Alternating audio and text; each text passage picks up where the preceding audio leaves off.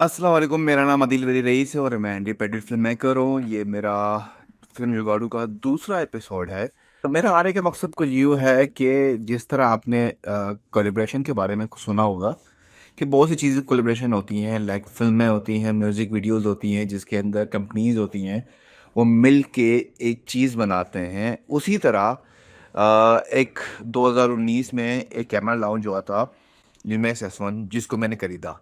अ, उसके खरीदने का रीज़न ये था कि मैं पैनासोनिक यूज़र उससे पहले भी था, क्योंकि पैनासोनिक के उस वक्त डीवी कैमरे आते थे, तो मैं मुझे बड़ा पसंद आता था, क्योंकि उस वक्त वो 360D के नाम से उसके जो डीवी कैमरे आते थे, क्वालिटी बड़े अच्छे होते थे, वो चीज़ें होती थी, और पैनासोनिक में यूज़र भी था। तो जब मैंने उसका नाम सुना, क्योंकि कैनन और सोनी के बाद मैंने डिसाइड किया कि मैं इसको खरीद लूँ। तो खरीदने का मकसद कुछ यूँ था कि वो एक तो ये था कि उस वक्त अगर मैं बात करूँ, 4K 60 फ्रेम पर सेकेंड दे रहा था। उसका डायनेमिक रेंज बहुत अच्छा था। 10 बिट कलर्स दे रहा था। और अगर निंजा वी में यूज़ करूँ तो उसके साथ 12 बिट मुझे मिल रहा था। और अपग्रेड जब मैंने किया तो अपग्रेड के बाद तकरीबन वो मुझे 12 बिट कलर रो सब चीज़ें मुझे मिल रही थी उसके अंदर। और बाकायदा अपडेट के बाद वो 6K में चला गया। तो अभी मैंने एक रिसेंटली एक कैमरा देखा, मैंने अपना निकॉन का ZR के नाम से। तो मुझे बड़ा पसंद आ गया यार। वो बड़ा, उसके अंदर एक तो ये था कि वो एक रेड के साथ कोलैबोरेशन है उसका। और उसके बाद उसके अंदर इनबिल्टन लेट्स दिए गए हैं, 12 बिट अपना रो दे रहा है। और उसके साथ साथ काफ़ी उसकी चीज़ें अपग्रेड हैं, लाइक उसका 4 इंच का है, उसके LCD है। और आपको उसकी स्क्रीन की ज़रूरत नहीं पड़ेगी। और उसके साथ साथ उसके अंदर मुझे जो खामी लगी वो ये थी कि उसके अंदर माइक्रो SD कार्ड लगता है।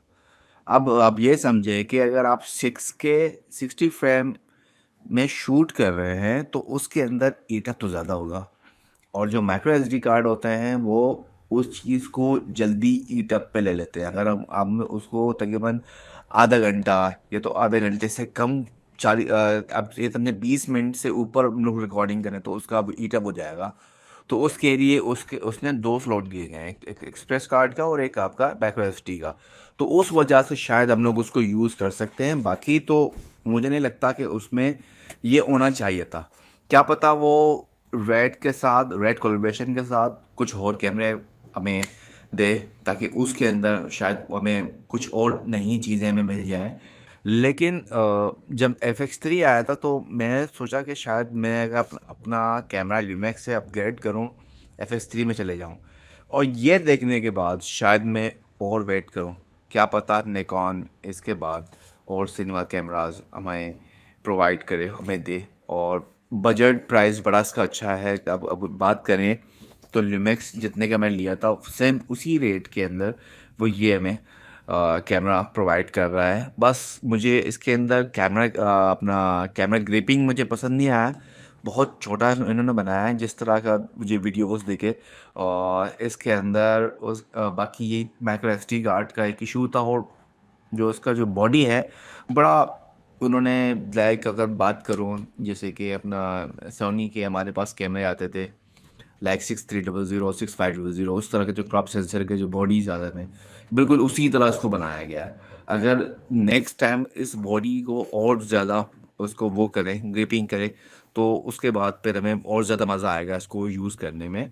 और मैं उम्मीद करता हूँ कि शायद हमारे कुछ नए जो यूज़र्स हैं, जो निकॉन यूज़र जो यूज़ कर रहे हैं, जो क्योंकि निकॉन अगर जाता है तो ज़्यादातर वो फोटोग्राफी के लिए वो बेस्ट होता है, लोग उसको उसी तरह उसको यूज़ करते थे। लेकिन उसके बाद जब सिनेमास कैमरा आ गए तो मुझे लगा कि हाँ, अभी तो कंपटीशन बहुत टफ है, खासकर FX3 यूज़र के लिए। और जो अपना कैनन के जो आज का जो सिनेमा कैमरा आ रहे हैं C सीरीज़ के, तो उनके लिए बड़ा ये टफ टाइम होगा इनके साथ कंपटीशन करने में। और उसके बाद हम अपने एक ग्रांड प्रोजेक्ट में बड़ा बिजी रहे। तो बकुल कपिल शर्मा की तरह, क्योंकि वो हर एपिसोड में अपने फिल्म की प्रमोशन करते हैं, तो मैं हर एक एपिसोड के एंड में आपको बता जा रहा हूँ कि हमारे एक अपकमिंग प्रोजेक्ट आने वाली है जिसका नाम गेम ओवर है, और तकरीबन उसकी सब चीज़ें रेडी हैं, बल्कि हम लोग पोस्ट प्रोडक्शन भी उनका हमने बिल्कुल फिनिश कर दिया है, और अनकरीब हम आपको उसके कुछ झलक्स दिखाने वाले हैं, और शायद आप लोगों को वो पसंद आए, क्योंकि बड़ी मेहनत हमारी है। तो उसमें 2 साल हमें तकरीबन लगे उस प्रोजेक्ट को कंप्लीट करने में, और शायद इस साल आप लोगों को ये प्रोजेक्ट देखने को मिले। लेकिन कोशिश यही है कि हम लोग जल्द से जल्द इस प्रोजेक्ट को ख़त्म करें और आप लोगों के सामने रखें, और उसके बाद हमारे पास एक लाइनअप बनी हुई है कि उस लाइनअप के मुताबिक हम लोग अपने दूसरे प्रोजेक्ट्स के साथ लगेंगे, और इंशाल्लाह आप लोगों के साथ मैं जुड़ा रहूँगा, और जब जब मुझे वक्त मिले हम बात करेंगे, मिल बैठेंगे और चीज़ों के बारे में डिस्कस करेंगे। Thank you.